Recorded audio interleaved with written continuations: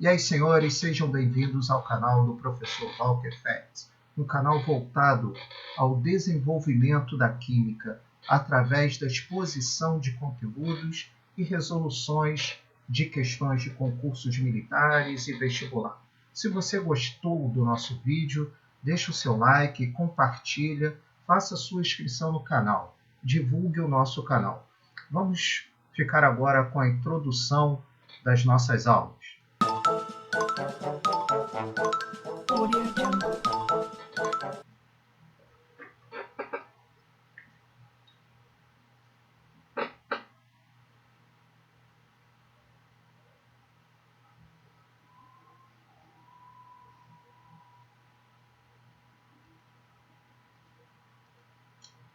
Então, pessoal, essa é a segunda parte do nosso estudo de soluções. Na primeira parte, vocês vão encontrar um vídeo lá no nosso canal tratando sobre diversos assuntos relacionados à solução, assim como podemos expor para vocês a classificação das dispersões, o que é uma solução, o estudo da solubilidade, o coeficiente de solubilidade, avaliação de curvas de solubilidade, soluções e expressões de concentração de soluções. Nesta segunda parte do vídeo, nós estaremos estudando a diluição de soluções, a mistura de soluções com o mesmo soluto, a mistura de soluções com reação e, especificamente, dentro desse contexto, a titulometria ou titrimetria, ou simplesmente titulação. Vamos lá, vamos dar início à nossa aula. Diluição. Diluir uma solução consiste em diminuir a sua concentração, seja pela retirada de soluto ou pela adição de um solvente puro. Vamos lá, observação. Embora a definição diga para a gente que retirar soluto é diluir uma solução, tá? Na prática, isso é muito difícil. Muito complicado, é muito complicado mesmo você retirar o soluto de uma solução. O mais plausível e o mais prático e o mais comum, e o que você vai encontrar nos concursos, é a adição de um solvente, seja ele puro, como diz a definição, ou simplesmente adição de um solvente. Vamos dar uma olhadinha na primeira figura. Nós temos aí uma solução inicial com 5 partículas, partículas em azul. Você vai adicionar um solvente, e ao final, reparem o seguinte, as 5 partículas se mantêm. Vamos dar uma olhadinha nesse outro vídeo aqui. Você tem uma solução inicial concentrada de ácido sulfúrico, você vai adicionar o solvente água e no final você vai ter uma solução diluída de ácido sulfúrico. Mas assim como no exemplo anterior, o número de partículas na solução concentrada será igual ao número de partículas na solução diluída. Isso acontece por quê? Porque na diluição existe uma conservação de massa. A massa inicial é igual à massa final do processo. Se a massa se conserva, gente, eu posso dizer para vocês que o número de átomos também se conserva, o número de moléculas também são conservadas e o número de mol é conservado no processo de diluição. Desta forma, se eu igualo a massa inicial e a massa final, eu posso escrever massa como sendo o produto entre concentração e volume. Logo, eu terei uma igualdade entre o produto concentração inicial, volume inicial, com concentração final, volume final, ou simplesmente C1V1 igual a C2V2. Se você pensa numa igualdade ou numa conservação do número de mol, e lembra que a fórmula da molaridade é molaridade igual a número de mol sobre volume, você pode escrever o número de mol como sendo o produto entre a molaridade e o volume. Sendo assim, você pode escrever MiVi igual a MFVF. Ou, né, como você pode encontrar em alguns livros, M1V1 igual a M2V2. Mistura de soluções com o mesmo soluto. Quando você mistura soluções com o mesmo soluto, não há reação. Vamos lá, eu tenho uma solução A, contendo ácido sulfúrico, e uma solução B, também contendo ácido sulfúrico. Quando eu misturar as duas soluções, eu terei uma solução final contendo um somatório de partículas da solução A com a solução B. Por que isso? Porque quando se misturam duas soluções contendo o mesmo soluto e o mesmo solvente, a solução final, na solução final, a quantidade do soluto será igual à soma das quantidades do soluto das soluções misturadas, enquanto o volume final resulta do somatório do volume dessas soluções. Neste caso, o volume final aqui é o volume A mais o volume B. E o número de partículas aqui é o número de partículas de A mais o número de partículas de B. Quando você mistura, né, soluções e elas não reagem entre si, o que eu tenho é uma aditividade de soluções. Desta forma, como eu falei com vocês anteriormente, eu posso escrever que a massa final é igual a um somatório das massas iniciais. Ou posso dizer ainda que o número de mols final é igual ao somatório do número de mols inicial. Para massa igual ao produto concentração comum volume, nós podemos escrever concentração final vezes volume final é igual ao somatório do produto concentração inicial, volume inicial. Lembrando que, para toda e qualquer igualdade, não importa se o volume está expresso em litros ou se o volume está expresso em ml, desde que exista uma igualdade de unidades em ambos os lados da equação. Se você pode fazer isso para a massa, você pode fazer o mesmo para o número de mol. O número de mol é igual ao produto entre molaridade e volume. Desta forma, teremos molaridade final vezes volume final igual ao somatório da molaridade inicial vezes volume inicial, ou o somatório do produto entre as concentrações iniciais. Misturas de soluções de solutos diferentes sem reação. Vamos lá. No nosso quadrinho, nós temos aí um exemplo.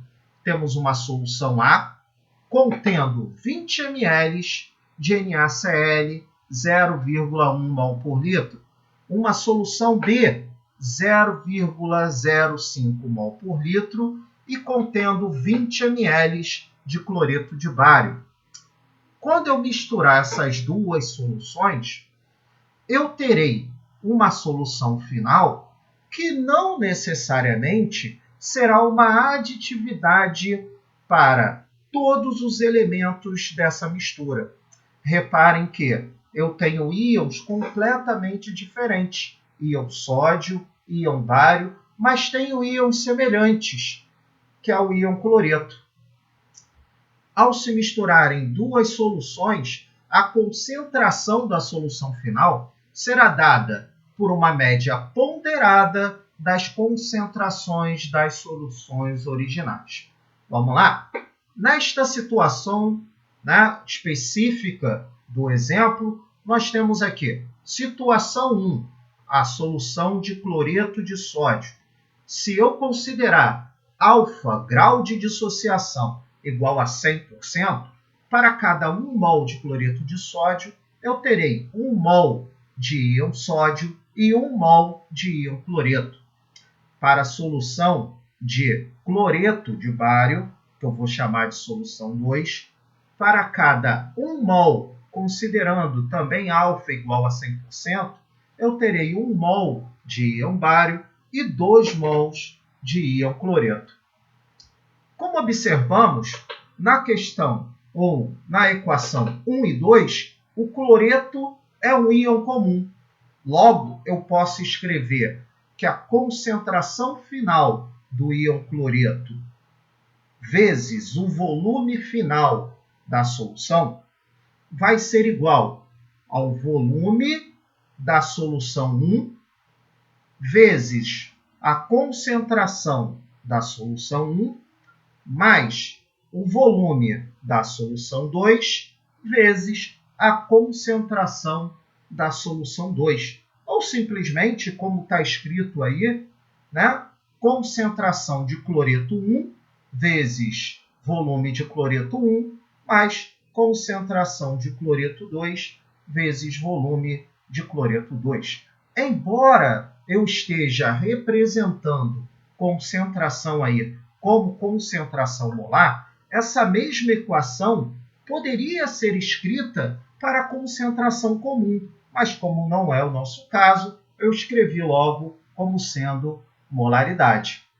Para o nosso caso específico, teremos o seguinte: molaridade final de cloreto igual ao volume da solução de cloreto, 1, 20, a concentração da solução 1, 0,1, mais 2. De onde vem esse 2? Porque na dissociação do cloreto de bário, para cada 1 mol de cloreto de bário, eu tenho 2 mol de íon cloreto. Então, 2 vezes a concentração da solução de cloreto de bário vezes o volume da solução, que era 20. Logo, eu terei 2 mais 2 sobre 40, ou simplesmente a concentração final de íons cloretos igual a 0,1 mol por litro. Se eu fiz isso para o íon cloreto, eu posso fazer para o íon sódio e íon bário, mas com uma observação específica. Qual a observação? Tanto sódio quanto bário aparecem em apenas uma das equações. Então, a minha equação vai mudar. Eu terei molaridade final vezes o somatório do volume 1 mais volume 2 será igual à molaridade inicial vezes volume inicial. Para o íon sódio, substituindo, nós teremos 0,1 vezes 20, 0,1 a concentração inicial de cloreto de sódio, 20 o volume da concentração 0,1 de cloreto de sódio, sobre o somatório dos dois volumes, 20 mais 20. Nesse caso, eu vou ter uma concentração de íon sódio correspondente a 0,05 mol por litro. Para o íon bário, eu vou ter concentração final de íons bários vezes volume final, que na verdade é o somatório dos dois volumes, volume 1 mais volume 2, igual a molaridade da solução de cloreto de bário vezes o volume da solução de cloreto de bário. Substituindo, teremos 0,05 vezes 20. Verifique que não tem a multiplicação por 2, porque para o bário a proporção é 1 para 1, dividido pelo somatório 20 mais 20. Nesse caso, teremos uma razão de 1 para 40, ou simplesmente a concentração final de íons bário igual a 0,025 mol por litro. Continuando, vamos estudar agora a mistura de soluções com reação, ou a mistura de solutos diferentes com reação. Especificamente, porque é o que cai em concurso, a titulação. A titulação é um procedimento que visa determinar a concentração de uma solução, uma concentração desconhecida, fazendo-a reagir com outra solução de concentração conhecida. Desta forma, a titulação é uma aplicação importante da mistura de soluções com solutos diferentes que reagem entre si. A titulação ácido-base, especificamente, porque é a que mais cai em concurso, nós temos dois tipos. A acidimetria, que é a determinação de uma concentração ácida, ou a alcalimetria, que é a determinação de uma concentração básica. Toda titulação segue um princípio da equivalência. Que princípio de equivalência é esse? A neutralização só é completa quando o número de íons hidrogênios ionizáveis é numericamente igual ao número de hidroxilas dissociáveis. Dá uma olhadinha no esquema. No esquema, você vai ter na bureta sempre a solução titulante. No Erlenmeyer ou no frasco, você terá a solução titulada. Na próxima figura, nós temos aí o titulante é o HCl, o titulado é o NaOH. Ao NaOH, eu acrescentei fenolftaleína. Em soluções básicas, a fenolftaleína apresenta coloração tendendo ao rosa ou ao vermelho. Neste caso, a figura apresenta uma solução avermelhada. No decorrer da reação, à medida que eu acrescento HCl, começa a surgir na solução inicial, além do hidróxido de sódio que já existia, cloreto de sódio e água. Cloreto de sódio e água oriundos da neutralização do HCl com o NaOH. No ponto de equivalência, nós teremos a solução saindo da tonalidade vermelha ou rosa e indo para incolor. Por que isso? Porque no ponto de viragem, que é o ponto de equivalência, o número total de íons OH- foi neutralizado pelos íons H+. Vamos ver um exemplo, né, de ponto de equivalência numa titulação ácido-base. O número de mols de H+ é igual ao número de mols de OH-. Logo, X de H+ vezes concentração de H+, que aí eu coloquei como concentração molar, vezes o volume da solução de H+, será igual ao X de OH- vezes concentração da solução contendo OH- vezes volume de OH-, onde X de H+ indica o número de hidrogênios ionizáveis na solução e X de OH- o número de hidroxilas dissociáveis. Para o HCl e o NaOH, considerando o grau de ionização e o grau de dissociação igual a 100%, teremos para cada 1 mol de HCl, 1 mol de H+, 1 mol de Cl-. Logo, X igual a 1. Para o NaOH, para cada 1 mol de Na+, 1 mol de OH-, o meu X de OH- também é igual a 1. Vamos dar uma olhadinha num vídeo animado de uma titulação ácido-base. É uma solução de HCl com uma solução de NaOH. Reparem o seguinte, eu tenho 60 ml de HCl e o meu pH é igual a 1. A solução titulante é o NaOH com concentração 0,2 mol por litro. A concentração do HCl é 0,1. Reparem que à medida que a concentração, ou à medida que eu acrescento NaOH à solução, começam a surgir moléculas de água e cloreto de sódio dentro da solução. E ocorre também uma mudança do pH. Esse pH ele vai mudar diretamente proporcional à quantidade de OH- que você acrescentar, até que se chegue ao ponto de equivalência, ou ponto de viragem, onde o pH é igual a 7. Daí, chegou com um acréscimo de 30 ml de NaOH. continuando o acréscimo de NaOH, o pH vai sair de 7 e vai tender a se aproximar de 14, né, no nosso caso, com acréscimo, né, ou com uma solução final de 100 ml, acréscimo de 40 ml de NaOH, o pH final chegou a 12,30. O que significa isso para a gente? Significa que eu tenho excesso de OH- em solução.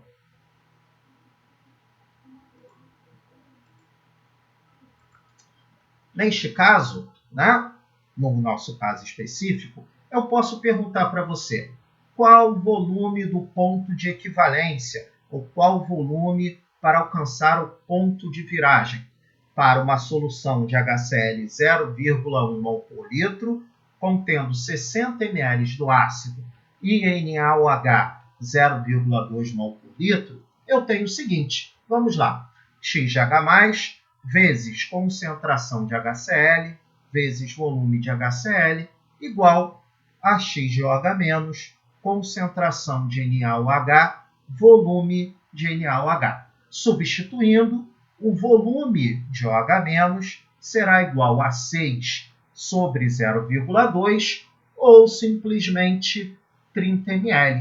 Então, com 30 ml, eu chegaria ao pH igual a 7. Se você voltar e reavaliar o vídeo, você vai ver que no pH igual a 7, o volume da solução total é igual a 90, 60 de HCl mais 30 de NaOH.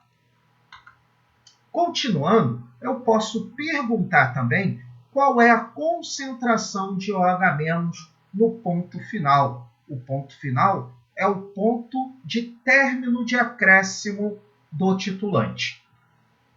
Qual o volume de NaOH? Nós já vimos lá na figura, ou lá na nossa animação, mas eu posso simplesmente fazer volume final menos volume de HCl para descobrir o volume adicionado de NaOH.